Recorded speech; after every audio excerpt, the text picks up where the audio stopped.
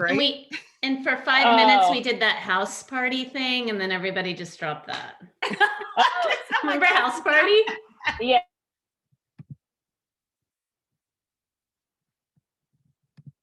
Okay, how did I lose you guys on audio? Can you guys still hear me? I think I froze. Can you still hear me? Yes, we can hear you. Oh, now you're back. Now you're back. Yes. Okay. We have a comment. I'm just going to make it before we start because it's really nice. Not a question, but I just wanted to say I've read 100 pages so far, and I had to stop to watch this amazing book. Yay! Awesome.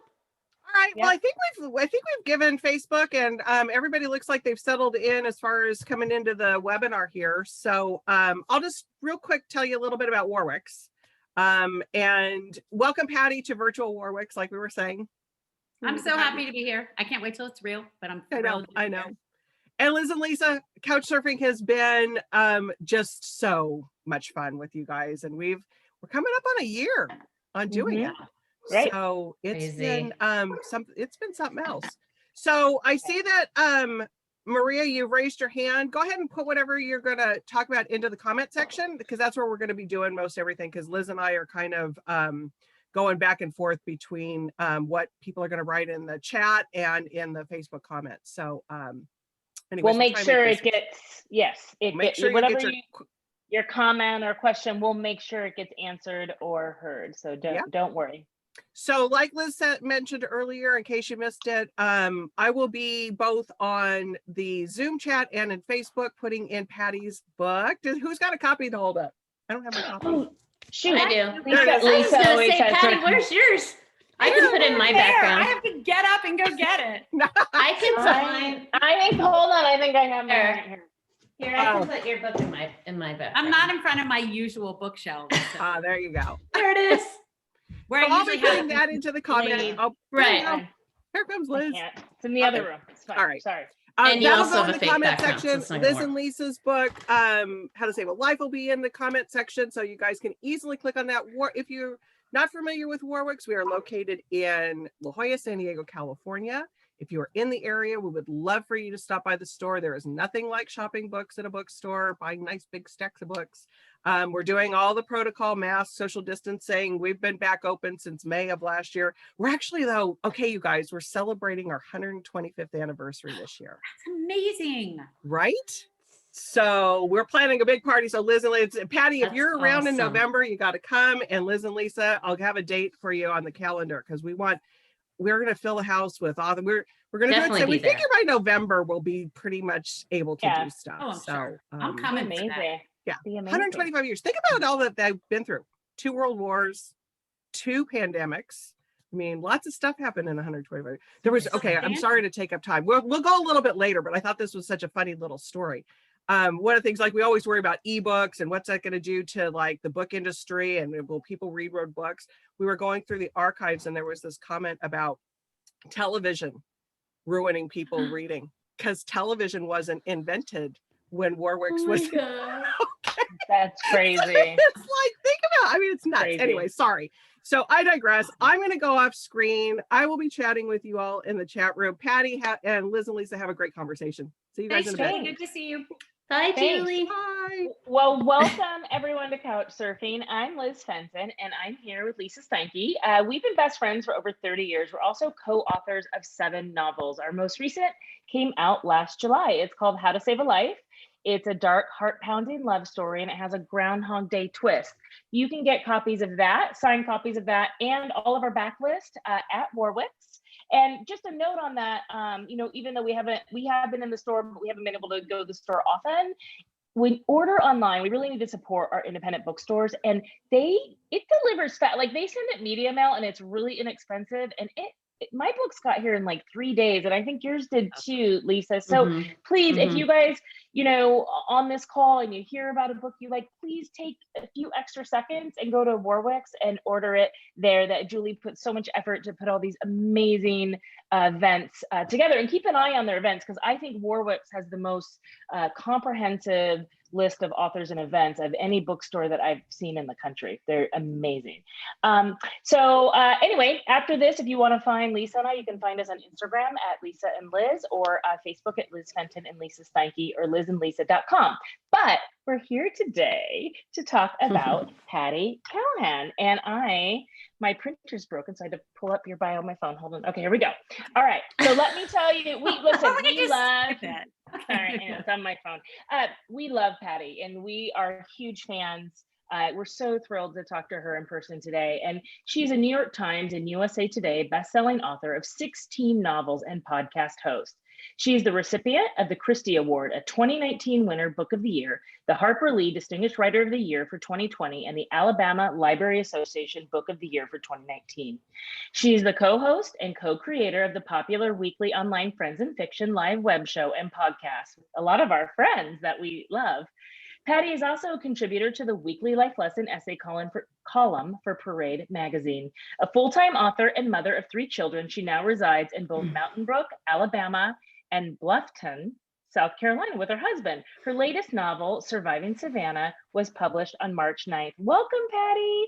I'm so happy to be here. I wish it was in real life, but this I know.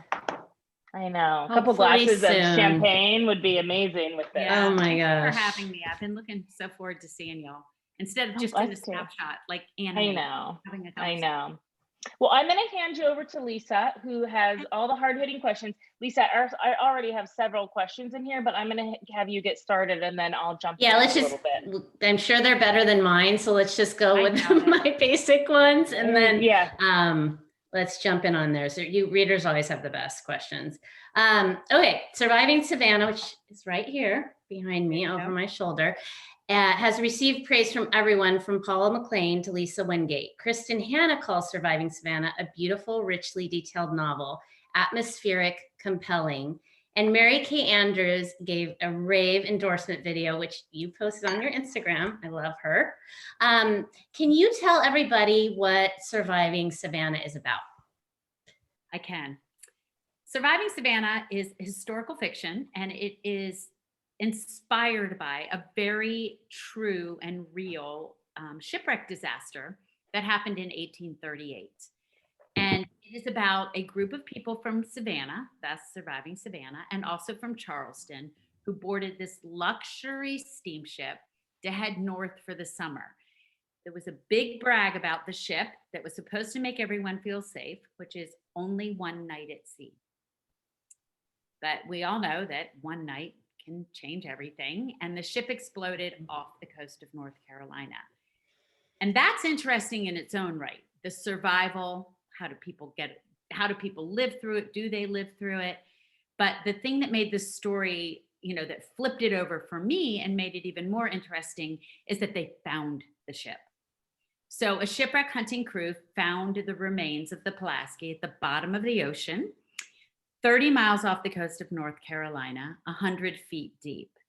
And so while I was researching this tragedy, and it was lost to time. I'm in the South. I know a lot about Savannah. I'm right here. My daughter went to college in Savannah, and I'd never heard of this. So while I was sort of digging for the story, these shipwreck hunters were digging for the ship, and we just collided. So the story is told from a modern day point of view of a museum curator who is helping to bring up and curate the gold and the silver and the artifacts, while I am bringing up the stories of the passengers. And we follow 2 women. So the whole book is narrated by women, which is in itself unusual for a shipwreck book. But that's what I wanted. I wanted us to look at women not only persevering, but surviving and how. So that is the little nutshell of what the book is about. Can you tell us a little bit about your writing process and, if it changes from book to book, but like with this one, did you come up with the characters first or your plot, or how did you do it? It has, that's such a great question, Lisa. It has changed through time. My first books, my first, I think 12 books were solely contemporary. So they required some research, but not the kind of research my last ones have, which means that my process has changed because the work that has to be done on the other side has changed. So for the last few, including Becoming Mrs. Lewis, Wild Swan, which is about Florence Nightingale, that's an Audible. This one, and then the one I have coming out in October that's historical. The research is such an integral part of the story that they can't be separated. Where when I was doing contemporary, I could stop and look up somebody's job or research a little bit about the history of somebody's, location. But for this, the research is so woke, the story can't be told without it. So I do a lot of research on the front end, and then I continue throughout the entire writing of the novel. And especially with this one, every time I found something new, like a little nugget, it would change the story. And I'd have to do a bit of like a pivot because of something I found. So yeah, the writing process has definitely changed through time with the kind of book that I'm writing.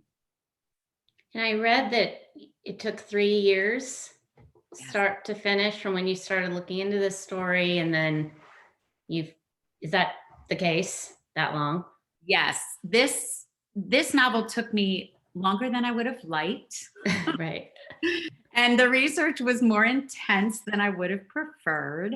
When I first started writing about it, I didn't realize that there was not this seminal work out there about this ship. I assumed that since it was such a notorious tragedy and had so affected the city of Savannah and Charleston for that matter, that there would be, books about it. Right. Just books that I could read, but there weren't. And so this was I keep saying this, but this was a very boots on the ground research. This was very visiting the museums, interviewing people, digging through old boxes at the historical center, finding old papers, talking to people who had done research on the family I decided to follow, interviews. Where most of my other novels that required research, there was a lot of reading. And this was a lot of boots on the ground. So you get in there and you're reading all the things, and that's when you're developing these two women? Yes. So I couldn't, and I know y'all know this, sometimes it's just really harder than other times to find the door into the story, right? I mean, you two work together, so I bet sometimes you bounce it off each other. I mean, tell me you have trouble finding the door into the story sometimes, right? Oh, of course. Okay. Every book, Right, yeah, every book is its own beast. Some are very easy and some are Its own beast, exactly. horrible. Yeah. And so I knew what the book was about. It's about a shipwreck. It's about a tragedy. It's about a ship that blew up with almost 200 people, but that's not what it was about. That's just what it was about. And so it took me a little bit longer than I would have liked to find that door into the story. And Lisa, like you said, it was the family, the women points of view. So once I found a very particular family, because we know, the story isn't the story without the character and what they want and what they desire and what they're going through. The story can't just be about a ship blowing up. It has to be about somebody on a ship blowing up. And there were 200 people I could have chosen to follow on that ship. Right. And so when I found a very particular family I wanted to follow, that's when the book opened up. And it was a very real family of 10 who had boarded together. Oh, wow. Yes. And the reason I chose this family was because the father was the financier and stockholder of the ship. He had an investment in it. And he took his wife, his 6 children, his niece, and his sister on this journey. And I was like, ding, ding, ding. That's the family we're following. And then I wanted it to be from the women's point of view. So I went a little oblique. I went like looked at it sideways. I chose the sister and the niece to follow. And not only because they were interesting, but because they also ended up in two separate places when the ship blew up. One ended up on a floating piece of wreckage, and one got one of the lucky seats in the very few lifeboats. So we can watch this family come in together and then separate like this and find out what happened by going in different directions.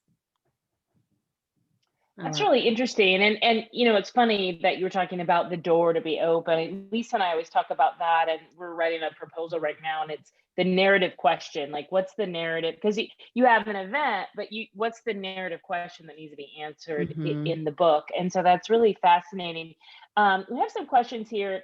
Anissa Armstrong, I think you've answered this, but you know, she said she loved the book, and she's asking, and she asked this before, if it was your most research intensive, and it sounds like it was, right? Yes and no, to be oblique about it or paradoxical about it. Yes, in the way that the research was harder, meaning it wasn't as readily available. I had to really dig for it. But the research I did for Mrs. Lewis and for Wild Swan was just as intense. It's just that there was a lot written about that. Right. So the research and the, digging was just as intense. It just was a lot more actual reading compared to this one so it was intense in a different way. Right. Yeah. The other research was more accessible. Yes. From your computer, right?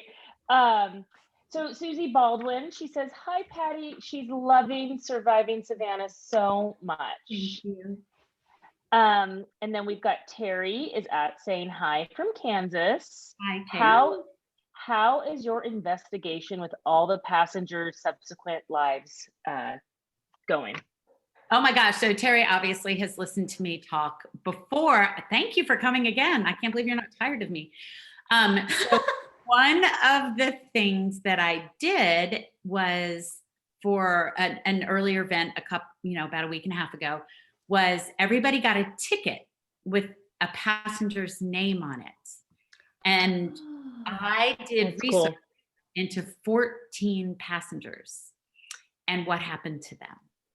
And so Terry's probably asking this because I half jokingly, not jokingly, I could have written half a book in the time because I kept falling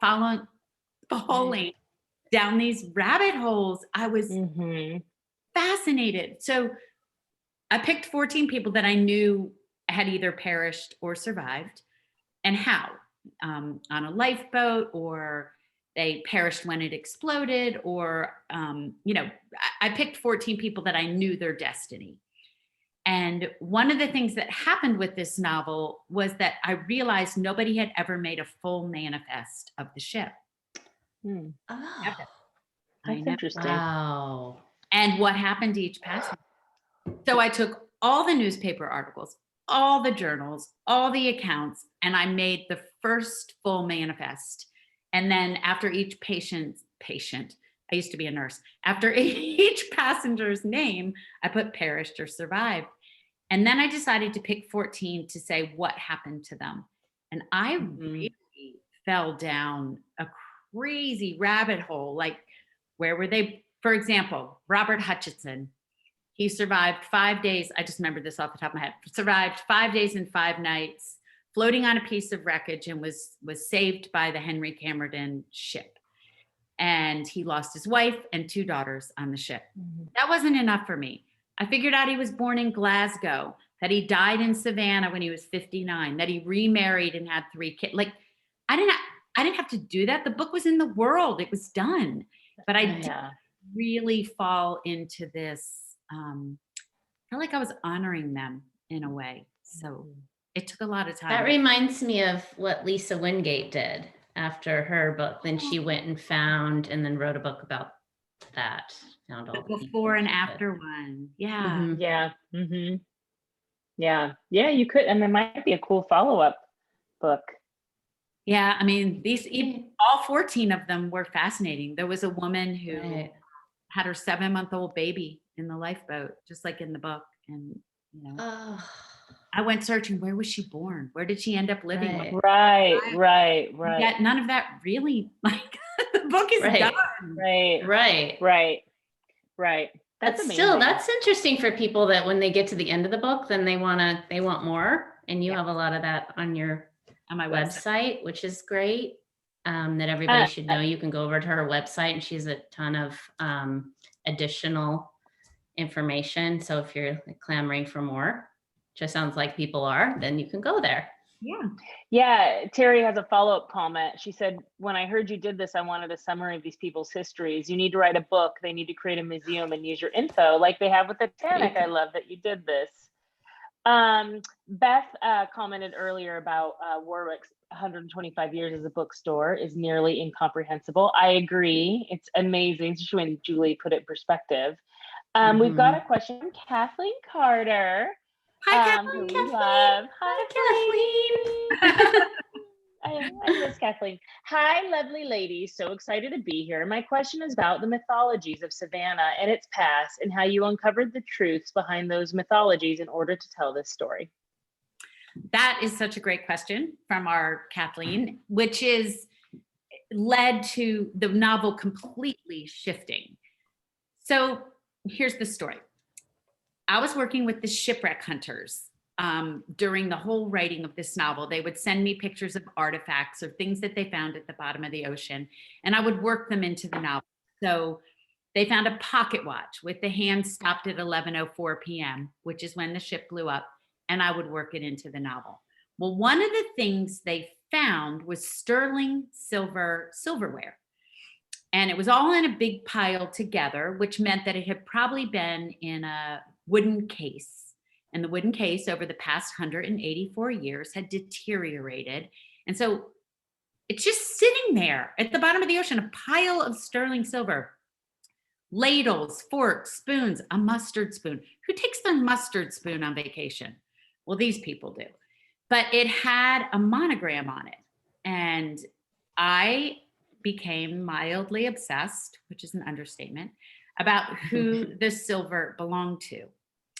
And that led me to the Thomas Owens House and Slave Quarters Museum in Savannah. And it was there that I met the director of that museum. Her name is Shannon.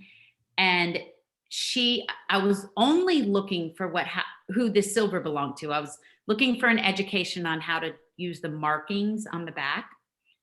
I did end up finding out a couple of years later, but what that did is that I really delved with Shannon into the mythology of Savannah versus the reality of Savannah, and how they're a little bit alike, but not completely the same. And I really wanted to take modern day Savannah, which we have in the novel, and hold it up as this mirror against 1838 Savannah, and not put we're joking about Vaseline filters, not put a Vaseline filter on 1838 Savannah. It is what it is, right? It was an abhorrent time of slavery.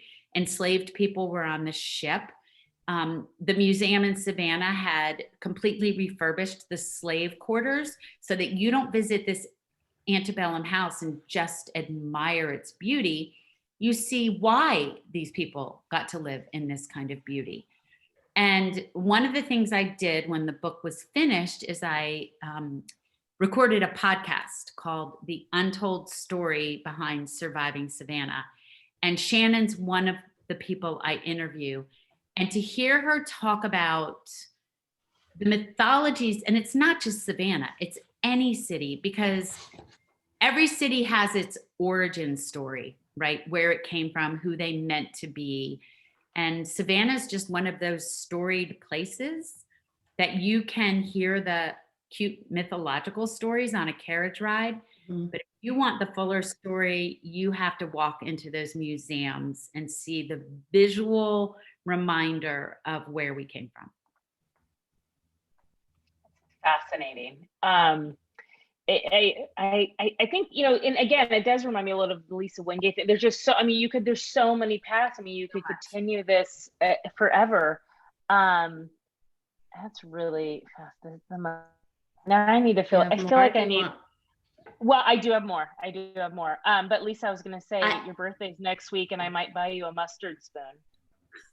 Oh, I would Yeah. love one because I take my mustard spoons on Right. vacation. I didn't want to say anything, but I do that Mhm. on a regular basis. You need to insult Well, you. I just, well, is this where I break the news? Before we got on this call, I texted her and I said, your birthday present's arriving next week. You need a signature, which she wasn't very happy that she has to sign for, but it's something really cool you have to sign for. But it's a mustard spoon. It's fine. Give that away. Thank God. Is it monogrammed though? That's probably why I have to sign for it. Yeah. This is extra special with my initials on it. Can I just jump in with one before you go on? Yeah, absolutely. Just because Absolutely. I wanted to hear a little bit more. So you mentioned your podcast series, and you'd also done one for Becoming Mrs. Lewis. Why did you start those? Is it just because you had all of this extra? Yeah, I'm not doing it. Right. But I'd be impressed on top of everything else. You threw a podcast in there, but a little tired. The for both of those books, there was so much interesting. There were so many interesting conversations I had with the people that I interviewed for the book that didn't end up in the book, right? So, for example, with Becoming Mrs. Lewis, her son, or the experts on his writing that I'm not an expert on. For this book, the shipwreck hunter or the museum curator. There was a man who wrote a book about the very real family that my family was inspired by. And I spoke to him, and there were so many interesting things. And I didn't want to write a book about those interesting things, but if you love the book, they just add to it. And so talking to them, I had already done. It wasn't like I was going to find something new. And I just recorded our conversation so that others could benefit if they love the book, or even if they only like the book, that there's this great wealth of really interesting conversations with these people that add to the book. So that's why I did it. I think that's awesome. I love Vicky is asking, she says, please talk about your English background, as your language, both written and spoken, is very correct as well as beautiful. Wow. You're really some love here today, girl. I was gonna say, I'll just take that and tuck it in my pocket. Yeah, you're like, I don't. My background is medical, but that's such an interesting question. But when it came time to choose a language in high school, you have to. Most people choose something they can use for most of their life. I chose Latin. So I've always been very fascinated by and a bit enamored with the sources of our language and where words came from, what they really mean, what their core is. During COVID, I told myself I was going to teach myself Gaelic. And I got about this far. I got far enough to know I wish I could, and hope someday I hope to, but it's very similar. It's a very ancient language that has some of that very precise language. mm-hmm. They're very precise. If you're trying to learn Latin or Gaelic or any of those languages, they say what they mean, and the words mean more than just the color, right? There'll be 9 words for that color. Right. So that's interesting. That's an interesting question.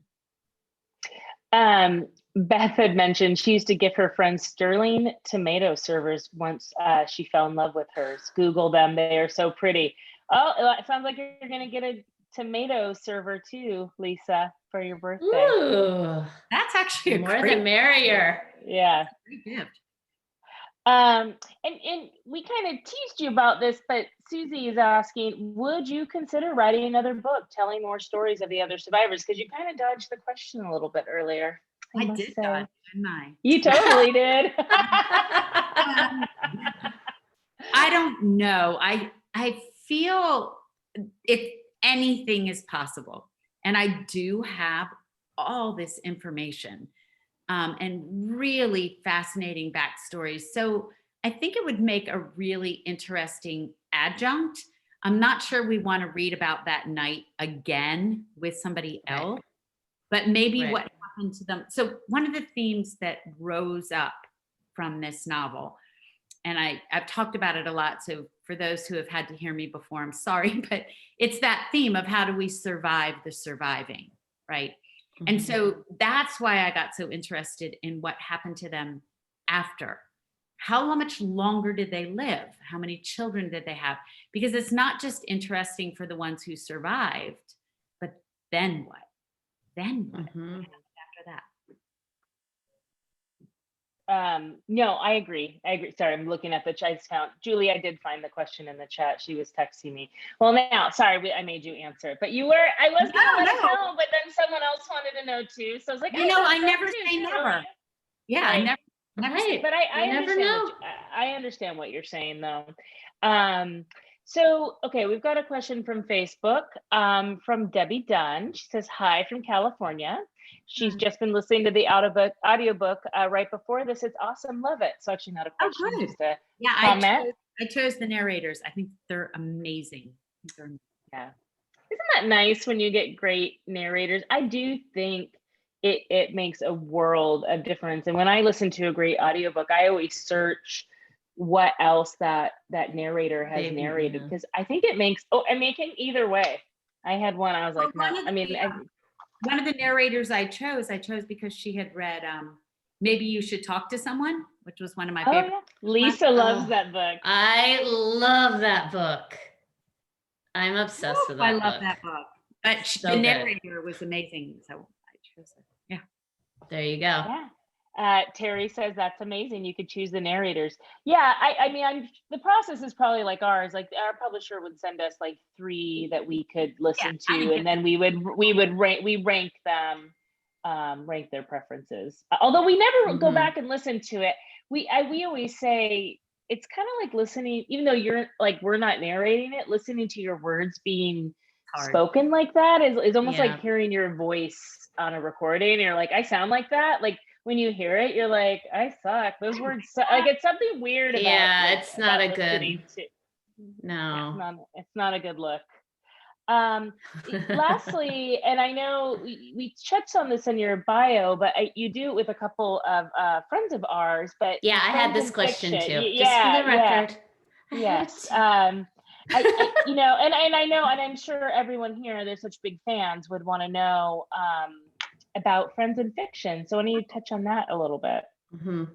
So just like y'all, as soon as the pandemic hit, you guys immediately went into problem solving mode, right? You write together, you're friends with Julie at Warwick's, you say, what can we do right now? And in hindsight, y'all, we were thinking for like a month or 2, right? Like, how do we solve So that's what happened with us. It was me, Mary Kay Andrews, Kristen Harmel, Christy Woodson Harvey, and Mary Alice Monroe. And all of us had book tours canceled. 3 of us were headed to the Tucson Book Festival, and it felt like dominoes, right? It just, everything felt like dominoes. And we got together and just on Zoom to complain and whine and figure out what we were going to do. And Mary Kay, who's, hilarious, said, we should put this on my Facebook page. I bet people would die laughing to listen to us talk about this, because we were just, what are we going to do? And how do we get ourselves? Right. We did. We put it on our Facebook page, and yes, it was fun. And then Kristen Harmel, our smarty pants, said, we should just get our own page and call it something. So we brainstormed on a group text, came up with Friends in Fiction, started a Facebook page, and the most beautiful, book-loving, interesting, well-read people came like filaments to a magnet. And it was like, just like y'all with the couch surfing and us with Friends in Fiction, they were waiting for a place of community. They were out there as lost and adrift, ship metaphors never get old, as exhausted and as we were. The puns with your book. Yeah, just rolling off the tongue. They Yeah. were lost, and everybody was looking for a sense of community. And it has just been astounding. Our 1-year birthday is April 14th, and we have Jody. Oh, wow. And it's just been astounding. And sometimes it's just us talking, and mostly we have guests once a week. And now we have a podcast. And yeah, it's been amazing. And it was funny, right before the pandemic started, Christina McMorris has a house, her family has a house in San Diego, and almost everyone was there. Mary Alice Monroe was that we had a get together, Christy Woodson Harvey, Kristen Harmel. I think we were missing you. That it was that Queen, except for Mary Kay. Yeah, the Adventures by the Book event. So they've done the Queen Mary. Yeah, that's what it was. Event together. It was. Yeah. But well, that's amazing. So tell everybody where they can find that, and also find you on social media. So Friends and Fiction is every Wednesday night live on Facebook and the Friends and Fiction page. And then it is also live on Friends and Fiction YouTube. And then they're all saved on YouTube. So if there's one you want to go back and watch, they're all there. There's also a podcast. So anywhere you find podcasts, just put in Friends and Fiction. And it has not only the shows, but extra podcasts we've been doing. And then where can they find me? Anywhere with the name Patti Callahan. I have a website. The place I'm the most active is Instagram, but I'm on Facebook, and my website, like you said, is very interactive. I have a book club kit that has pictures of things they found at the bottom of the ocean. You can listen to the podcasts off. If you don't like listening on your phone, you can listen to them right off the computer there. So, what's going on, girl? I'm Julie, feeling... when was our anniversary? What's our anniversrsary?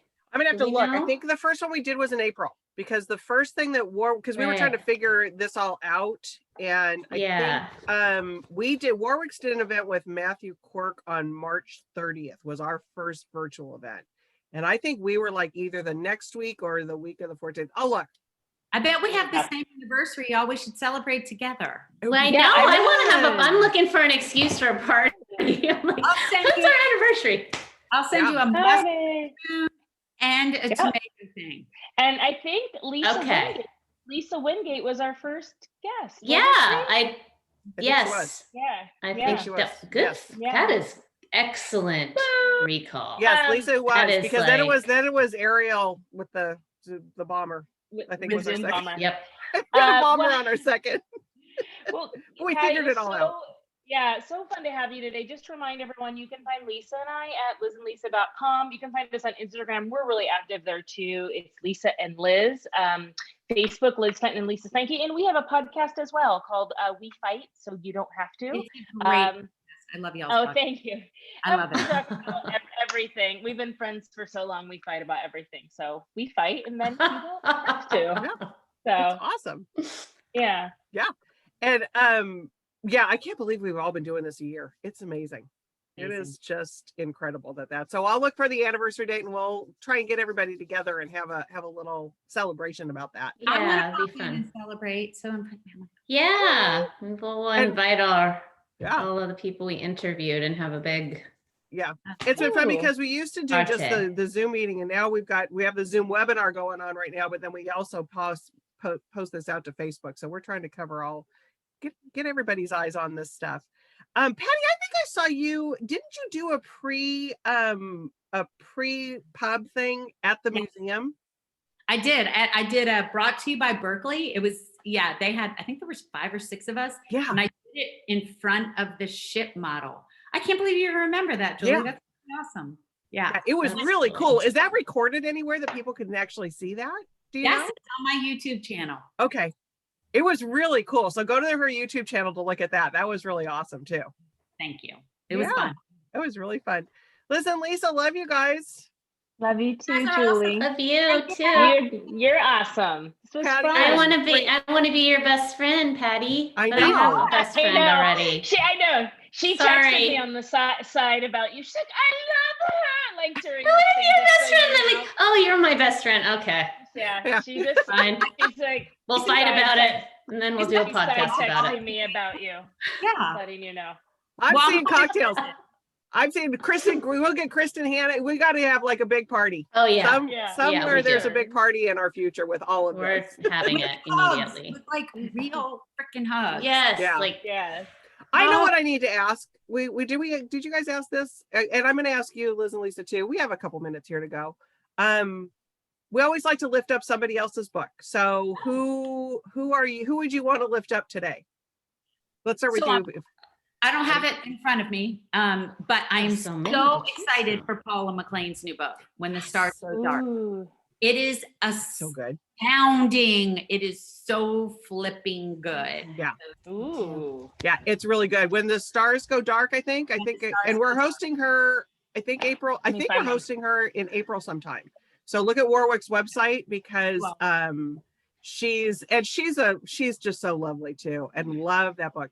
And I love like you guys have all of you have jumped genres, Yes. which I think is, and mhm. Paula's done it Fun. and did it fantastic. And And Lisa Catalini just did it. I was just going to say, Lisa Scatolina, I was just going to mention her too with Eternal. Yep. So it's always so fun when you guys do that because it's A little terrifying, but yes. I bet, because it's got to be a little scary because you've got your core audience and then it's like, oh, are they going to follow me? And so I love I love research, so historical fiction always appeals to me. But Yeah. like, Okay, that's what a do you lot got, to Liz? take on. Who are you lifting up today? I actually read this a couple months ago, I've got a virtual background. so You it's have a like- terrible situation going. There, we can There see we it go. now. There you go. There we go. The House on the Cerulean Sea. So I loved this. It's kind of a not YA, but adults will enjoy it, and I think it touches on a lot of things that are really relevant right now. But it's really, and it's got, I love stuff that has like a mystical or anything like magical. So it's about these almost like magical foster children that live in the house on the Cerulean Sea, and just about the town like and right outside them that doesn't want to accept them. So I think it's a beautifully written book, and it's really entertaining. Yay. Lisa, what you got?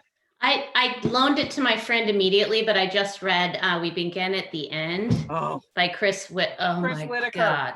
it's so good. I'm gonna like let them keep it and buy it again for me. And then I'm super excited about, I just got this one in the mail. good. I just got that in the mail Gable, too. The Bookseller's Secret. So another Great title. pick. Yeah. Love Michelle Gable. I was wondering when she Yeah. was going to have Yeah. one come out. She's Yeah. another San Diego girl down here, Patty. Okay. So, Yep. Yep. Yeah. and so I'm going to tell you guys about Abundance.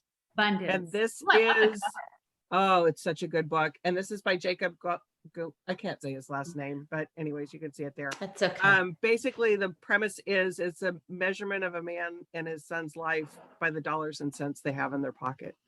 So each chapter is, sometimes he has $20, sometimes he has no dollars, sometimes he has $3. I mean, it's fantastic. Wow. So love it. premise. Love What a that. designing principle. Is it out Yeah. or is that an Yeah, advanced no, copy, or is it- it's paperback original. It's a Okay. great, it's a I love very the strong. concept. oh, it is just, it'll break your heart, but oh, it's just fantastic. So ladies, this was fun. Thank you. Yeah. Yeah, and like I said, when we close out, we kind of have to say goodbye, so we're just gonna Yeah. to the ether. Okay. Gonna disappear. Okay. Bye. Bye everybody. Bye, everybody. Call me.